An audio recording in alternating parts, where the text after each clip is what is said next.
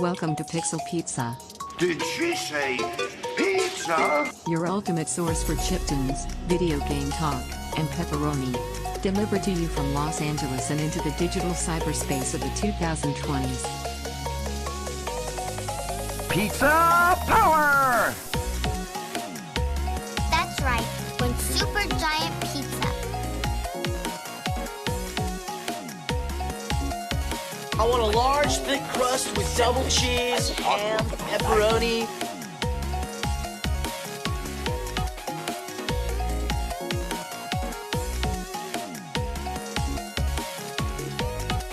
Hey, where's my pizza? Pizza time.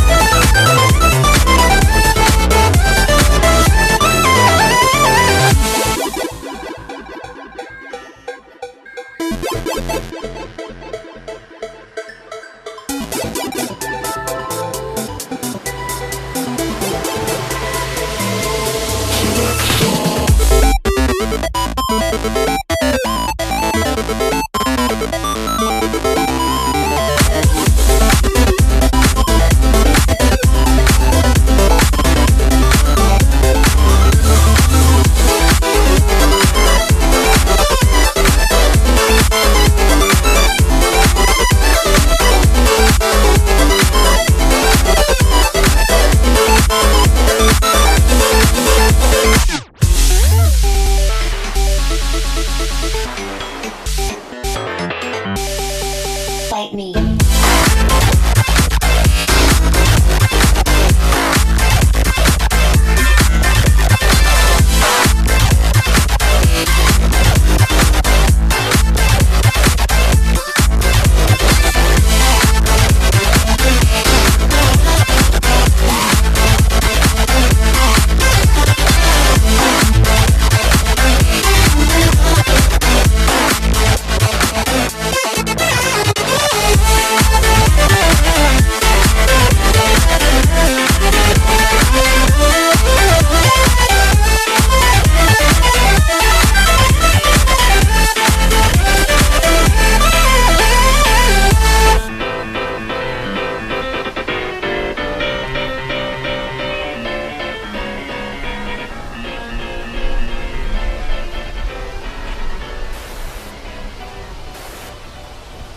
Welcome to Pixel Pizza, listeners. We have a very exciting episode for you this week. You listened to the track Bite Me by Synexo, our chiptune artist for the week, before you heard my voice. So hope you enjoyed that one. And now we are joined by our guest for the week now.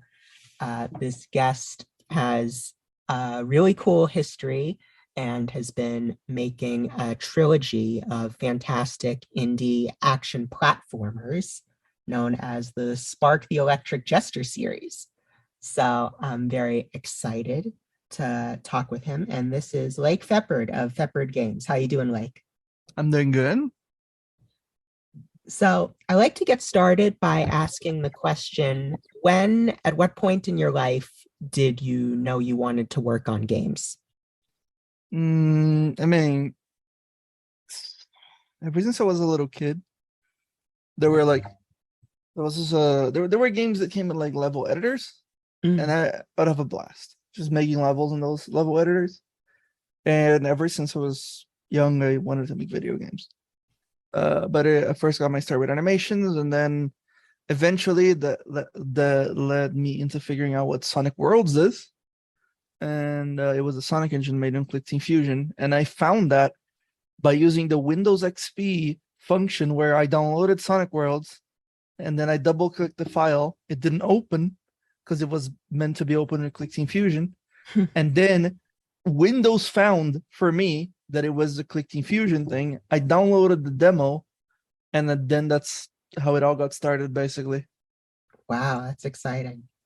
So And, yeah, the file for before the sequel, my first fan game, Mhm. is still called, in all caps, my new level.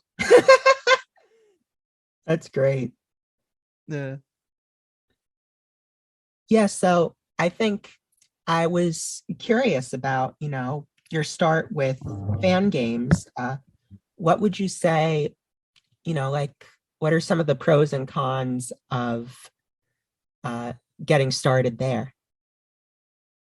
Well, the biggest con is that once you move from fan games to original properties, unless there was something about your previous work that stood out from the original property, you are carrying over something like 1% of the fan base. Mm. So when Spark 1 came out, it just wasn't very popular at all. It had issues, mainly performance issues, because it was a Click Fusion game, and as it turns out, I was developing most of that game on the Windows XP machine, and it ran fairly good on Windows XP, but Windows 10 Windows 10, not Windows 7, but like Windows 10, I think was the newest one at the time. And I never really got to use 7. I just kind of skipped straight forwards to 10. It was having issues. It was just having issues, and people had issues with the game, and Mm. it was really complicated, and there wasn't that many people playing it. So I immediately thought, man, this game is dead on arrival. Thankfully, it wasn't. It ended up getting a little popular later when the sales came through. But starting off with fan games is a little hard because you're going to put all this effort into a game that you can't really sell, and you can't really carry over a fan base, if at all. So there's got to be something about you that stands out, or else people just, because the thing about people who like Sonic is that they like Sonic, not some random character that just came out of nowhere that's yellow and has a little jester hat. Right. So it was kind of tough. If Spark's popular now, it's popular because of its sequel and Spark 3. Yeah, I mean, I think just from playing the Sonic games, that was originally how I found out about you. There was something of you in it. I felt like those games, you said you got started with animation, and as I remember very specifically, like the cutscenes, the cinematic element Yes. was something that, wasn't really there in those original 2D games.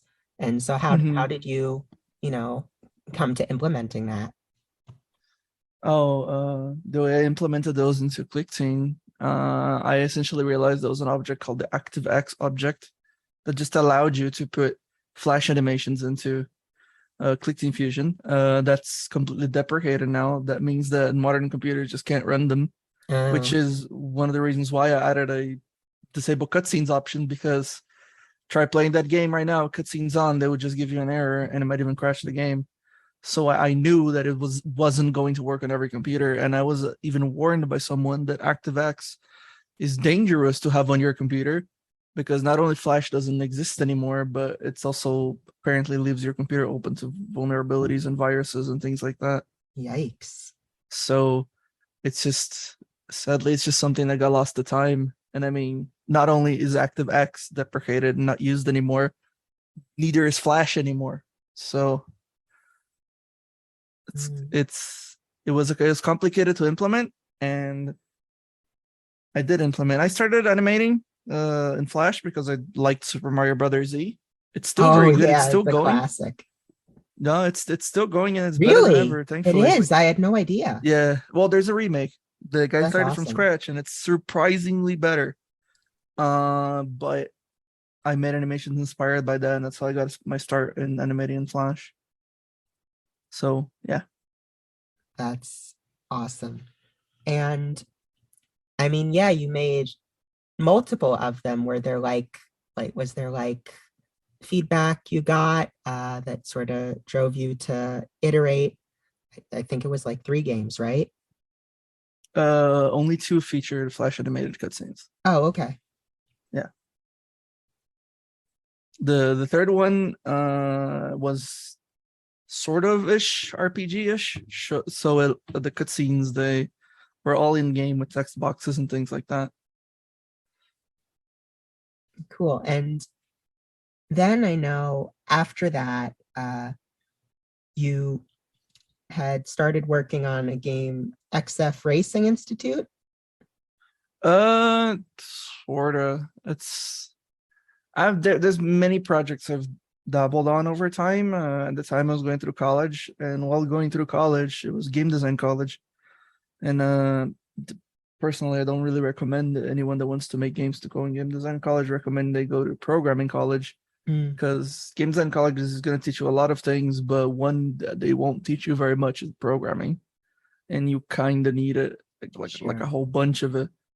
And they will teach you a little bit, but not very much. But they still demand you like make at least 4 different game projects per year. So I made those while working on Spark XF, the original version of XF, which originally started as a Stunt Race FX fan game. Oh wow. It never really went anywhere. It used the default Unity car with another car slapped on top. It wasn't very good. It controlled incredibly poorly, but nonetheless, I got to have fun with it and make something and release a demo. And then I developed 2 different other versions of XF following that. Well, technically 4 versions of XF. One of which was developed between Spark 1 and Spark 3. No, Spark 2 and Spark 3. Oh, okay. So that's fairly recently. Yeah, and then I had released the back then on the, I don't remember which years. It was a Sage, one of the Sonic Fan Game Expo events. So yeah, that was the last XF game I released. Oh, okay. So you touched on something interesting there, which is you felt like, your time in game design school maybe could have been better spent. Would you say there are some game design lessons you learned from making fan games and making those early works of yours? Sometimes I say that if the early episode of a YouTube series, it wasn't on YouTube back then, it was on Penny Arcade, called Extra Credits. If you just watch their early episodes, you got the gist of game design school. All that is taught in game design school is in those early episodes of Extra Credits. Wow. That was pretty much like what the game design that I learned, and stuck with me ever since. And it's been updated ever since. The reality is that you learn from experience. You might watch YouTubers play video games and things like that, and you hear what they say, you hear what they like, you hear they tell you they want one thing, and then you make a game with that exact thing and they hate it. As it turns out, you really have to look at a game and try to figure out why people actually enjoy it. They might tell you why they actually enjoy games, but it's like the Dark Souls example, because it's the current game where people use for examples, but like it's people say people like it because it's hard, but no, it's not it. There's way more to it than that. It's way more to it. And I have over 200 hours in Elden Ring. I can say that I'm not playing that game because it's hard. Like I'm playing that game because of many other reasons. One of which is just how much variety there is and how many things I get to try out and do. And I always dread the hard parts. So you would think that people like it because it's hard, but it's not.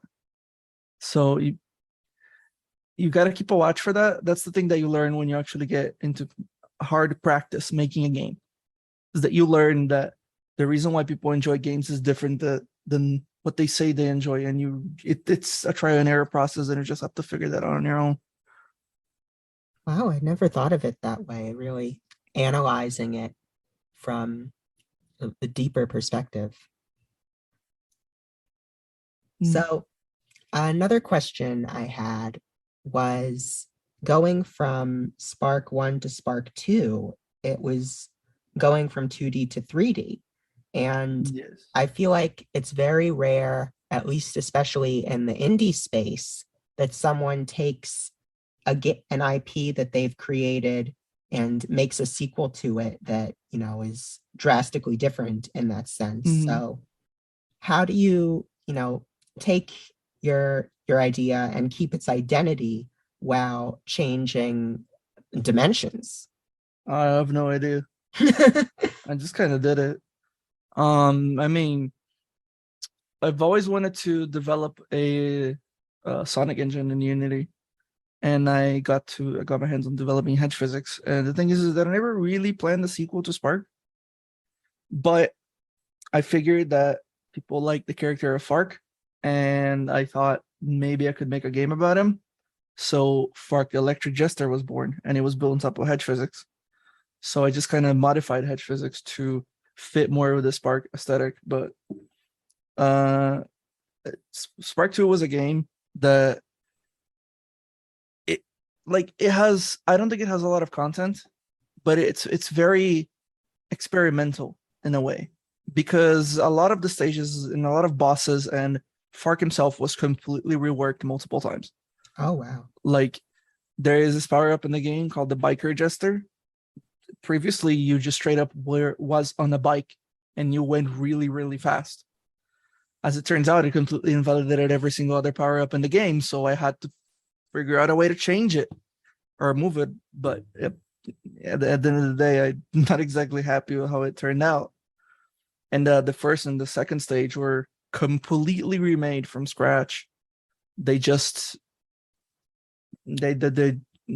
work. You can still find footage of it on YouTube if you really look for it, and you can see that Fark's attacks were completely different. The enemies operated differently.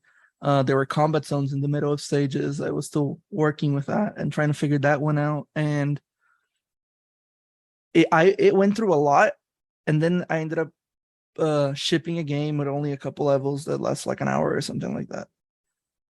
So, but at the end of the day, I have no idea how I did it. It was fairly hard, and I'm not sure if I did it correctly, which is why I made Spark 3.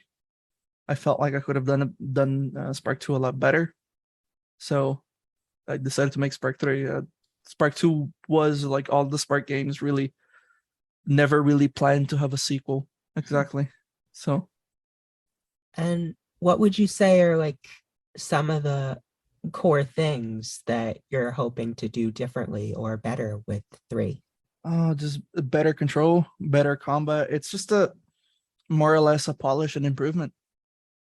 And if I have to let go of certain aspects of the series, like the mini power-ups, I will let go of it. And I already sort of the game does feature the Reaper Jester, but I can definitely say that it won't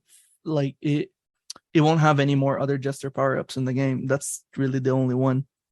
Oh, wow. And I'm just going to keep it there because as it turns out, it's a lot of work to implement it, and it limits what you can do, because the reality is that I would rather just in the space of 3D. In 2D it's different, but in 3D I'd rather Spark just have all of his moves in one character, so people can really experiment and go wild with it without having to keep switching all the time. So yeah, and I ended up also expanding more on Spark himself and his base power, his base form, instead of keep adding new forms on top of it, of which end up just replacing the main form anyways. Yeah, I can see how that would be important with a game as fast paced as Spark. Do you design a lot with speedrunning in mind? I don't know necessarily if I have it in mind. The thing is that I do take it into account, but at the end of the day, the average player uh is more in focus when I make those games. Because Sure. at the end of the day, it's speedrunners are probably going to require things like accurate timers and stuff like that. And I try my best to make sure that the game is, accurate, that the game doesn't stutter when it initially loads and things like that, which maybe the average player wouldn't mind as much as someone who's more hardcore into games. But still, I'd make it more with the regular player in mind.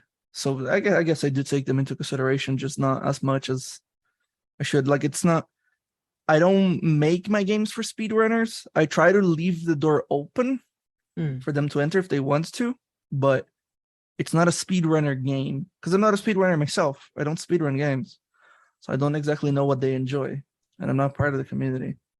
So I can't Yeah, exactly make a game for the group that I don't particularly understand. that's totally reasonable. I mean, I'm an average player too, so some of that stuff and that Mhm. community gets lost on me. Yeah. It's complicated because I've always wanted to make a rhythm game, and I'm Oh not sure if you yeah. know, a lot of people don't know because I don't think it really caught that much attention, but I did make a quote unquote Friday Night Funkin' Spark mod. Oh, that's And the awesome. thing is, I don't play those games.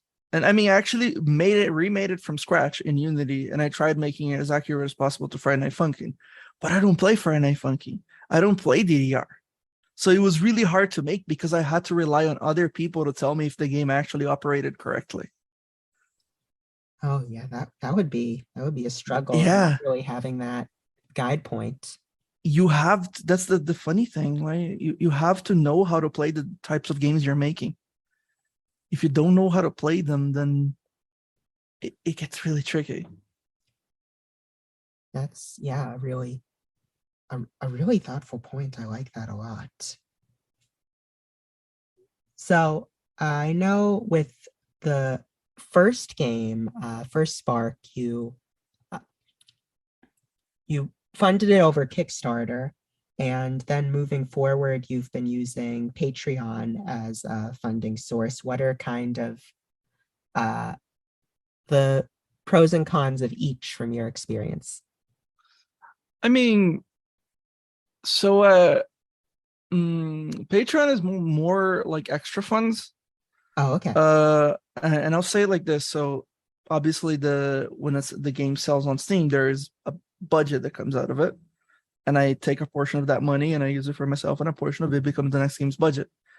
But sometimes I get a little ambitious and there are things I want to do, and the music's more expensive. I mean, the music for Spark 1 was a lot less expensive than the music for Spark 2 and 3. And now Spark 3, it's probably the most I've spent on a game. And so at some point I decided, well, I could make a Patreon, and there's people who want to support me, so might as well let them, and in return I'll give them early builds of the game. So I can't really say like which platform is better or not. I know that I don't like either. It's Patreon is good because it gives me extra money, and that really helps, but it's really hard to keep up and keep updating people because really, well, all I want to do is work on my games. I hate doing PR. Sure. I don't like really making trailers. I make them because I have to, but I don't like doing that stuff. And a Kickstarter is even worse because, well, you have to plan this whole thing out, and most of them fail. And it really is like either Kickstarter makes a little bit of money or it's in the millions. So There's no in between. yeah, it really feels that way. I'm not sure if it really is that way. I don't have the statistics, but they're both complicated. I have a friend who's trying to make games, and he has a Patreon, and I support him on Patreon just to help him out. But he's not getting a lot of money at all, something like $20 to $30 a month, and it's barely anything for him, but at least it's something. And I specifically told him, keep that stuff in there, let the money accumulate, and once like 10 months in, you have the money for at least 2 songs or something like that, because he's not a musician either. Oh yeah. So yeah, that's crowdfunding is complicated. It's because when you see the success stories, you see them and it's like, oh my god, I could make all this money. And then look at the disaster stories. Even when you make a lot of money, it's still a disaster, and now people are worrisome. They worry about it. And if a game doesn't get funded at all, they just don't give any money. If it doesn't have any momentum, people just, you need that momentum, and it's unbelievably hard to get. Yeah, and I mean, on the internet, there's so much stimulation. It's hard to get noticed and hard to keep people noticed once they've seen your stuff. Yeah, it's both a combination of hard work and luck, really. You have to work hard, so those opportunities, those lucky opportunities manifest themselves, and then eventually you get somewhere. But if you don't do anything, there won't be any opportunities. But you could still be a very hard worker for like 10 years and nothing happens. Although if you've been working really hard for 10 years and you've been putting out good stuff, most likely you're going to get something by that point, but still. Yeah, something I feel like I've learned is, even if the opportunities come, they won't mean anything unless you're ready for them.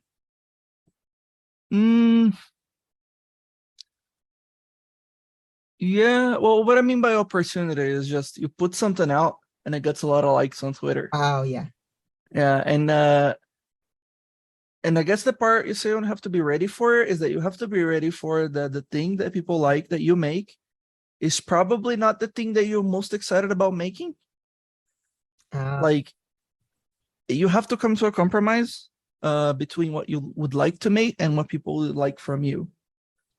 Like, you have to make, like, for when I make a game, one of the reasons why I chose to make Spark 2 specifically, to make it a 3D platformer, a fast-paced 3D platformer, was that, well, there's not that many of those, and there's people who want a game like that, and I could make it and it would be fun, so I decided to make it. It was I had to find this like place where there's a game that people want to exist, and it's the game that I would want to make, so I made it. And I mean, it did give me a moderate, like reasonable success.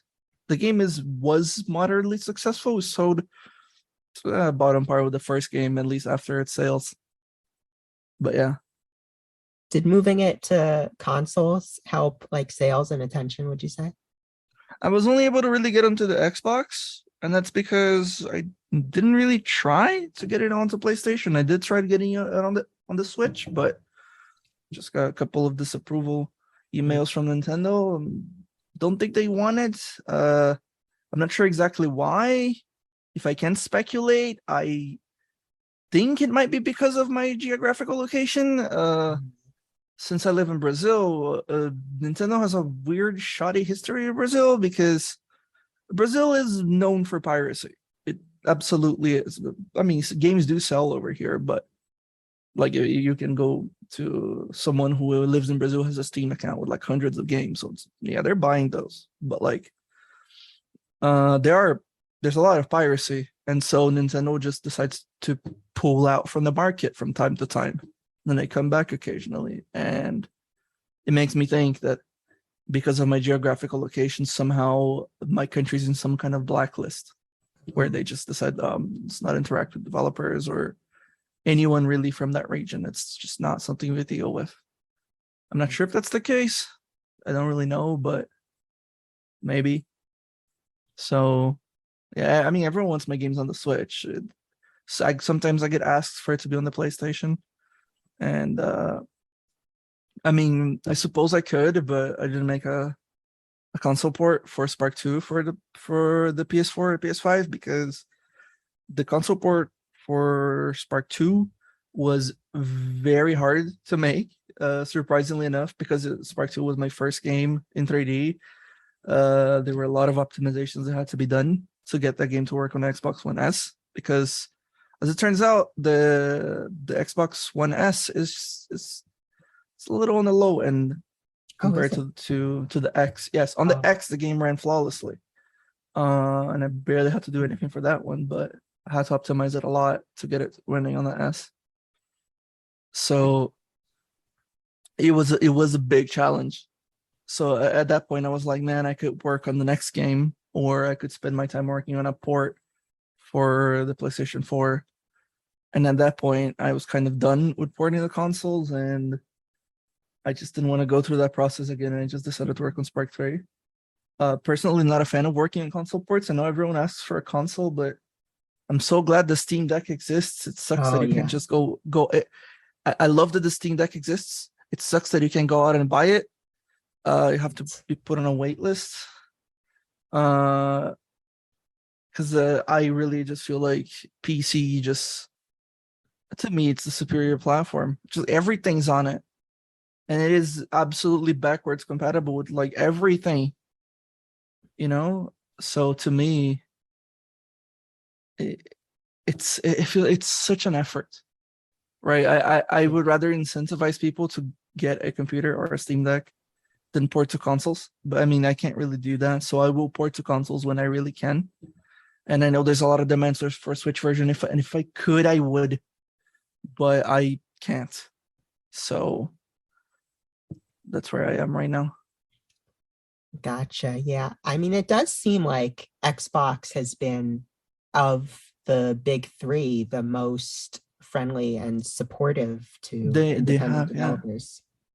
Oh, they've been super supportive. I actually had a very good time interacting with the support staff at Microsoft while working on the ports.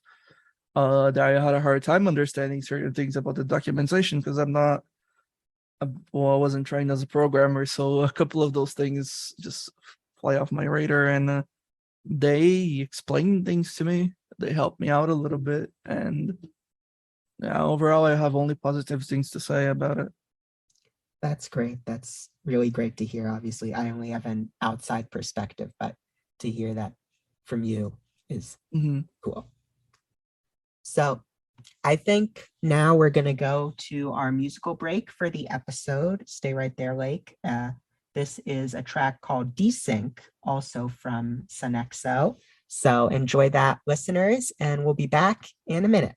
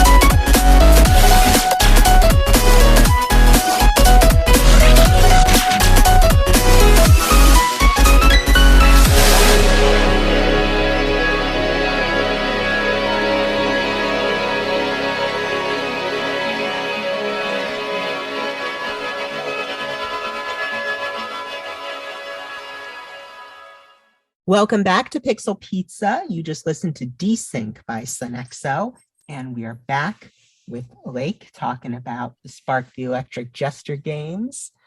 And I think another question I wanted to ask was, you mentioned you're from Brazil and, the gaming scene is different over there.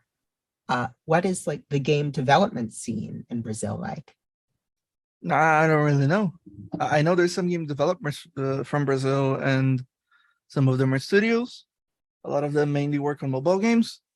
But I know that there's so many devs. Other than that, I don't really know. I'm not in contact with them, so, and I don't know if they're in contact with each other as well. It's, to me at least, it feels like Brazilian devs are just in the international market like everyone else. Okay. So it doesn't. There's no like as far as I can tell, there's not an internal Brazilian game developer community. There might be, but I don't know. Yeah, and I mean, especially right now, I'm sure it's harder to form like an in-person community. Well, yeah, sort of. There has been some things in the COVID restrictions have been somewhat lifted, Oh, okay. but yeah, they've been lifted for a couple months. But so yeah, and that's about it. All right. And also, another thing I wanted to discuss was on YouTube, you've posted some tutorials on game engines and level design. And I was curious, how is it for you sort of translating your thoughts and discoveries into lessons? Tricky, difficult. I don't know exactly how to put it and how to say it, but it's like things that I know instinctively, and putting them into words is fairly hard, especially because I'm not a native English speaker, and I'm not exactly that great at talking. I've had troubles with people in the past just telling me that they have a hard time understanding what I'm saying. Hmm. And I don't know if that's because I'm not a native English speaker or just because it's just how I sound. So, yeah, no, it's difficult, but I guess I manage. Hopefully people understand me. Sometimes they don't. And sometimes they went out saying stuff like, oh, Lake said you should always work alone on your games, which isn't necessarily the case. Just that it shouldn't really be the idea guy. And at the end of the day, most projects is made mostly by one guy. It's a weird thing that you realize once you start looking at indie stuff, that there's like one guy behind it, and that guy actually made most of the game. So even if you're working with people, make sure your team is small, because if it's really huge, you're gonna have problems. The amount of drama in the fan gaming scene is crazy. Then now I am not even going to begin talking about some of the instances, but Yeah, yikes. Let's not touch on that. yeah, like you might as well just maybe just you learn how to do art, learn how to do level design, learn how to do everything. It's going to be an insane learning experience, and you're going to come off of it pretty good. Or you could do it with a friend, maybe two, but 4 or more it's getting into the zone where there's going to be drama. So be careful, because it's complicated. People are not getting paid. People are working on their free time. They got school. They got other priorities. And so, like I tried communicating that to people a lot, but I have a hard time. So I guess people just, yeah, I guess I don't do that job that well, very well. I guess I'm not very good at communicating to people the lessons I've learned regarding making games and level design and the production of a game, which is probably equally as important when you think about it. Oh, definitely. Yeah, in the theory, but you also in the practice. Yeah, both are very important. So as I think that raises a good question, which is, as a solo developer, how do you kind of prevent yourself from getting tunnel vision? How are you able to take a step back and look at something, even though it's something that just you made? Repeat that question. So how I feel like when you work on something alone, you just get really into it and you get stuck in like the fine details, but how are you able to look at the big picture of what you're making? I guess some people have troubles with that. I don't really. I usually think of games as the big picture. I think of a whole entire game, and when I'm working on a stage, it's that one stage that is a part of a greater whole. So I don't really obsess with the details. I feel like that's a problem. I mean, I probably should obsess a little more, but I see mostly the game as a whole, and that stage is just one stage that needs to fit in the specific spot and induce a specific emotion. It should be its own thing. And like, I don't know, I just don't have this, I guess, I suppose I don't have this issue. I usually plan games out as a whole too. So yeah.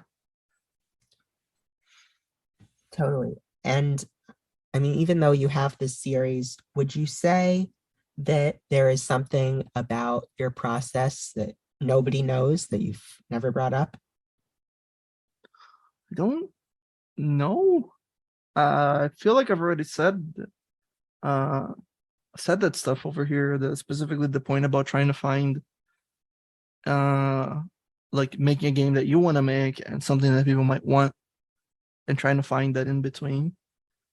The game that you want to make and the game that people want you to make. I feel like I never really spoken on that, but maybe I did. I don't quite remember. Aside from that, I don't really know what else to say. All good. Yeah, I think that point definitely bears repeating, because it's definitely helped you stand out. I hope so. So what would you say some of your hopes are for the rest of the year, and I guess moving into 2023, for your career and for the industry? For the industry, I don't know. I hope everyone gets a Steam Deck. That way, they don't have to get Switches anymore, and now they get every single game ever, and it's not on the Switch. Because the Switch is it's a fairly old console now. Yeah. And I still remember getting it like way the hell back, and I don't know how much it can handle. It can't handle all that much. I mean, recently I played the newest Kirby game, and I could tell the compromises. You could see the enemies in the distance running at 5 FPS. Right. And like, yeah, they're pushing it. They're pushing this hardware. I feel like it's on its limits. It needs to, but I don't think it can move on, because there's the global chip shortage and all of that. That's right. So I don't know what they're gonna do about it. Still, that's, I guess, my thoughts on the industry. On the other hand, I just want to finish Spark 3 and start my next project. Awesome. I mean, obviously, don't say anything if you don't want to divulge. Are there any ideas kicking around for what the next project is? Oh, I have many. There are many new games I want to work on that have been stuck on my mind since the beginnings of Spark 2, and I just want to start working on them already. And finishing Spark 3 is part of the process. And the game gotta be done. It's almost done, sort of. There's always a lot to do. Because it's like, you think finishing the game's final boss and credits is, that's the end of the project, right? Yeah. But no, you gotta go back and replay your game 3 or 5 times, note down all the bugs and the things that need to be fixed, the things that are a little weird and wonky, and then fix every single one individually, and then replay through the game again to see if there are any more issues, or if fixing those issues have brought any other new issues to life. And then once the game's out, now I gotta go fix everything. Yeah, never. Plus, there's ends. integration with Steam. You gotta support Steam achievements, maybe Steam trading cards. I think they ask you to upload wallpapers and things like that. So, yeah, there's a lot to do. There's always a lot to do near the end of development. You think finishing the game would be enough, but no, there's a lot of extra material you need to put in the game. Yeah, and something you said made me want to ask: do you usually design your games linearly, like you design one level and then the following level and the following level, or do you kind of jump around in points? Sometimes linearly, sometimes not. Sometimes because Spark 1 had a lot of levels remade. The first level in Spark 1 that I made was actually Smog Sewers, which is the third level. Mhm. No, the fourth, I think. I mean, it depends whether you count FM City and this FM Canyon. I forgot how I named it, but it is, if you count those as one stage, which I don't know if I did. I think I didn't, so it's fourth stage. But the fourth stage was technically the first stage that I made in a game, and then I added some other later stages, but they ended up being completely reworked. Pretty much every stage except for Smog Sewers was completely remade in Spark 1. For Spark 3, I know I actually started with Lost Riviera first, the second stage, the rail stage. That was for the first stage I made. So I don't exactly start linearly. Sometimes I do. But a lot of the times I have a plan, like a list of stage types. Like I make one stage. That stage isn't necessarily the first one. And then I come up with like a list of different types of stages, the overall game plot and how they're gonna get structured with one another. And as I work on the game, that list changes and things about it change. I know that in Spark 3, I worked on a lot of main levels first, and then I went back and did the side stages for a lot of those levels. So I had like one of the level before the last level already finished before I started working on the side stages for a stage that was way in the middle of the game or way in the beginning. So it wasn't exactly linear. It's mostly linear with some deviations. So yeah. Awesome. Yeah. It's cool to get that insight. So that was pretty much all the questions I had planned out to ask. Is there anything you wish I had asked? No, not really. Just stretching a little. All good. But no, I think I'm good. Cool. Then I have to end it with my final question, which is, this is the Pixel Pizza podcast. Where's your favorite pizza place? Long since gone. There was a place in Sao Paulo. When I went for college, the city I went to for college, there was a big pizza place over there. Don't know if I want to give away their name because I don't know if they're still the same because it's been 10 years. But they had really good pizza. And since I moved back to my hometown, the pizza here just doesn't match up, sadly. So, yeah, there's a pizza place. I don't think I should give away the name, but Sure. it was in Sao Paulo, which is Okay. a really huge city. Yeah, city So- pizza is usually better than the small town pizza. Yes. Yeah, I don't know. I don't know, man. That pizza, there was just something about it. At that, I believe you. What are your favorite toppings? I usually like, well, it's, I guess, a different country, so the pizza's a Oh, little that's different. a good point. Yeah, then it's Well, good to ask. So, people think of pepperoni or anchovies or something like that, or the Hawaiian pizza with pineapple on it. No, I like chicken pizza with cream cheese and mozzarella. Ooh. And occasionally I'll get the cheddar variant with stuffed Oh. crust. Oh, that's awesome. And there'll be another one with a specific sausage built in the middle. Sometimes they put sausages as the stuffed crust. Oh yeah, we don't have that here. It's pretty well. I wouldn't say it's pretty good because most sausages don't taste that great, so I never really ordered it. But cheddar stuffed crust is pretty good. cheddar sounds good too. Oh yeah, cream Yes. cheese too. Oh, cream cheese. I gotta try that. I didn't even think of that.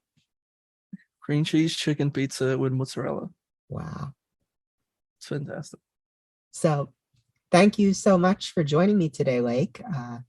I really enjoyed this discussion. Yeah, no problem. And now we are gonna leave out the episode with our last track from our chiptune artist Sonexo, and that is called Code Rain. So give that a listen, and we will see you next week on Pixel Pizza. Bye.